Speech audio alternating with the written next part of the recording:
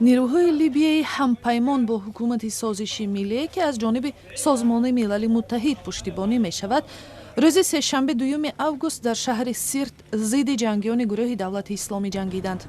هنوز از روز 1 آگوست هواپیماهای بمب‌افکن آمریکایی با درخواست حکومت لیبیا مناطق تحت نظر جنگیان را در قرارگاه مهمشان در شهر سیرت هدف قرار دادند.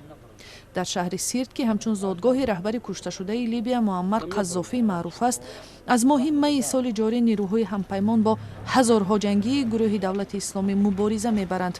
این گروه مسلح هنوز سال گذشته سیرت را اشغال کرد و این نقطه مهمی زیر نظارت جنگیان در بیرون از قلمروهای سوریه و عراق شد.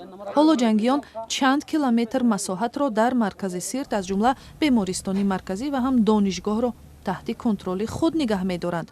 پرزیدنت ایالات متحده آمریکا باراک اوباما روز 2 آگوست گفت که کمک به حکومت اضطراری لیبیا در مقابله با گروه دولت اسلامی جوابگوی منفعت‌های امنیتی ملی آمریکا میباشد و گفت حمله‌های هوایی بالای هدف‌های جنگیان به خاطر کمک به نیروهای لیبیا در انجام کارشان به خاطر تامین امنیت در منطقه کرده می‌شود. ما به خاطر راه ندادن به بنیاد یک قرارگاه قوی جنگیان دولت اسلامی در لیبیا با آنها همکاری میکنیم، حتی در شرایطی که لیبیا وارد یک جریان طولانی تأسیس حکومت عمل کننده و نظام امنیتی شده است.